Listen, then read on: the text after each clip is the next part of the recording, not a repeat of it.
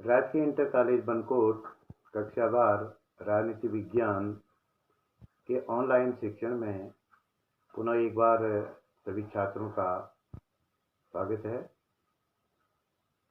आप ध्यान से शिक्षण को सुन रहे हैं, उस पर अमल कर रहे हैं। इससे पहले आपको अन्य पाठ पढ़ाए गए हैं। आज जैसा कि हमें निर्देश हुआ है, राजनीति विज्ञान में अध्याय नंबर 5 का शिक्षण किया जाना है और आज हम अध्याय नंबर 5 का ही शिक्षण करेंगे। इसके बाद जो हमारा रोजाना का जो शिक्षण है वो जारी भी रहेगा अन्य पाठों का।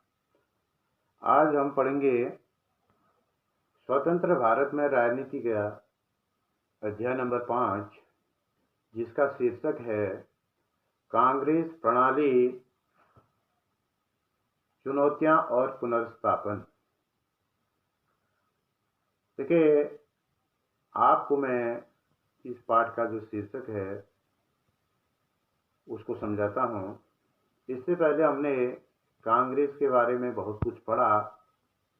एक दल के प्रभुत्व का दौर संबंधी पाठ को पढ़ा था, जिसमें कांग्रेस का जन्म और उसके बाद लगातार उसके आगे की जो राजनीति रही है उसके बारे में आपको बताया गया, बहुत विस्तार पूर्वक बताया गया।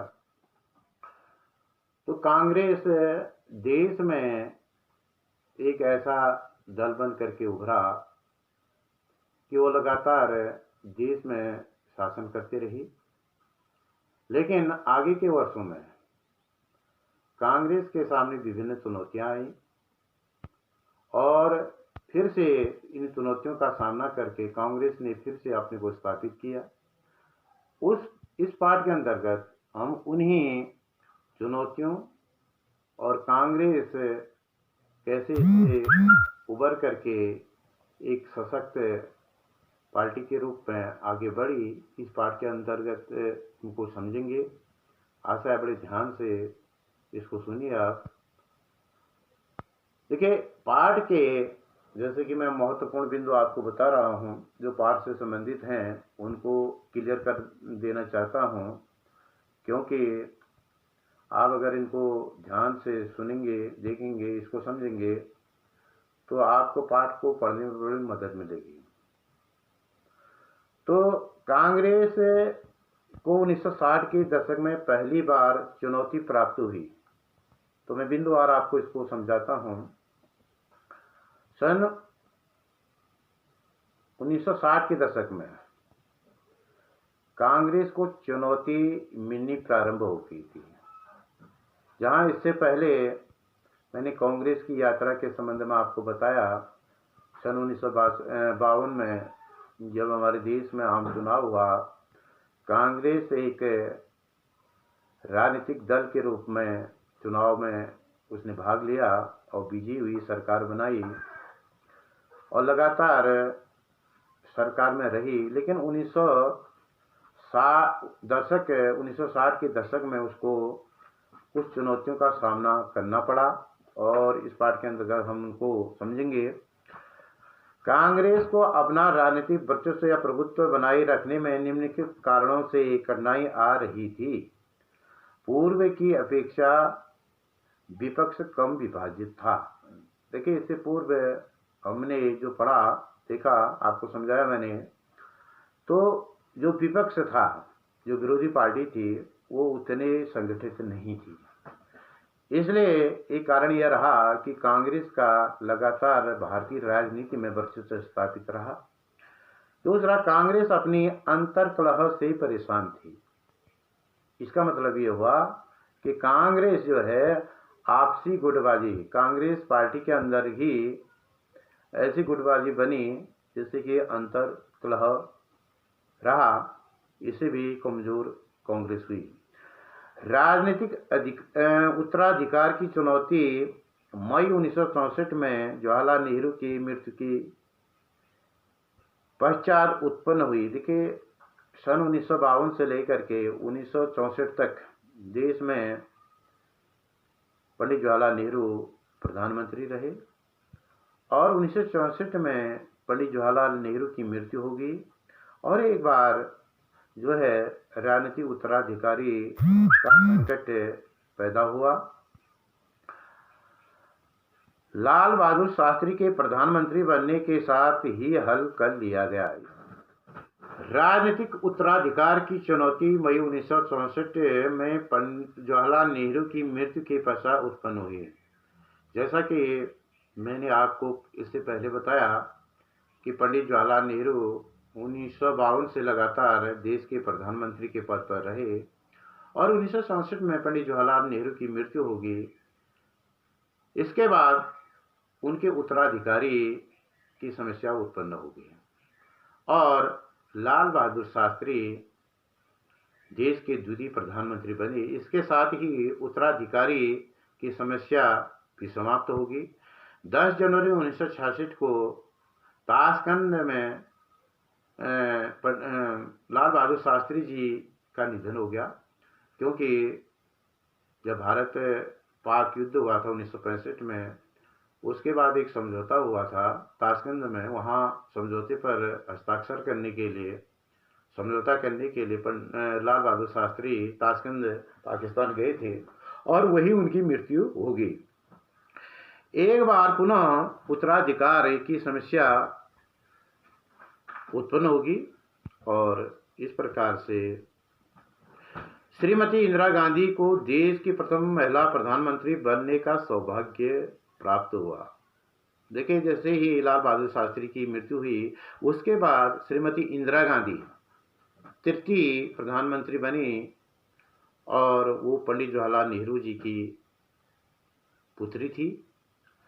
1966 से 1977 तक और फिर 1980 से 1984 तक वो देश की प्रधानमंत्री रही।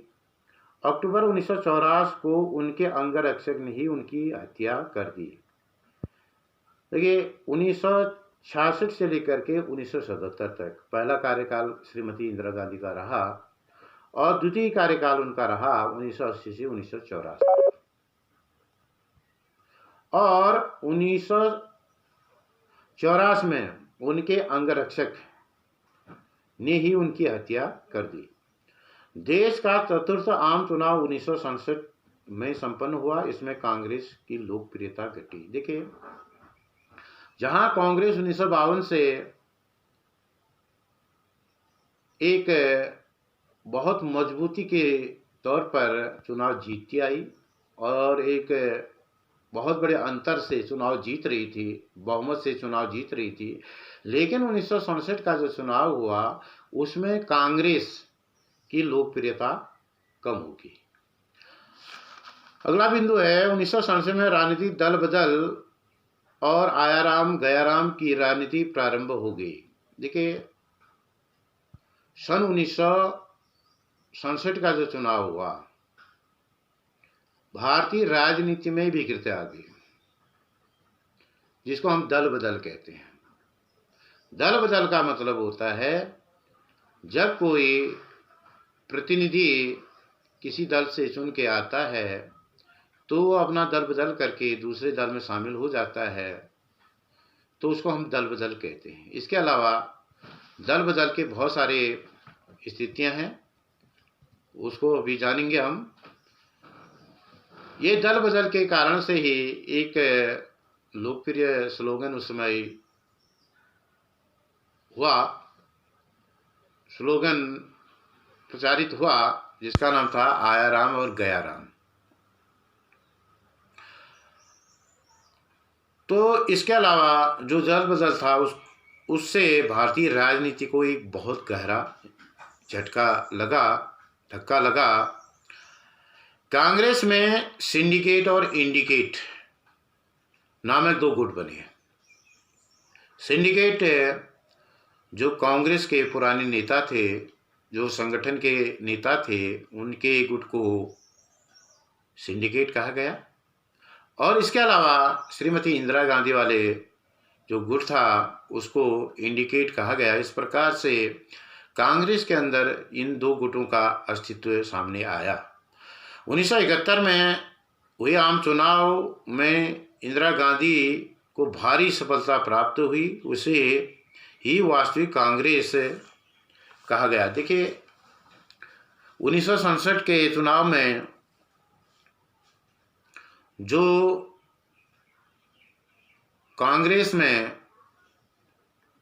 की लोकप्रियता कम हुई थी, और सन 1971 में जब देश में आम चुनाव हुआ तब देश में श्रीमती इंदिरा गांधी के नेतृत्व में कांग्रेस ने चुनाव लड़ा, और उस समय 1971 के चुनाव में कांग्रेस एक बहुत बड़े अंतर से, भारी बहुमत से विजयी हुई, और जो इंदिरा गांधी वाला गुट इंडिकेट था उसको ही वास्तविक कांग्रेस की संज्ञा दी गई। तो इस प्रकार से आपने महत्वपूर्ण बिंदु समझे। आशा है आप इसमें अमल करेंगे। तो इसके बाद फिर अगला जो प्रश्न है वो आपको पढ़ाया जाएगा। अगले प्रश्न के लिए हम चलते हैं।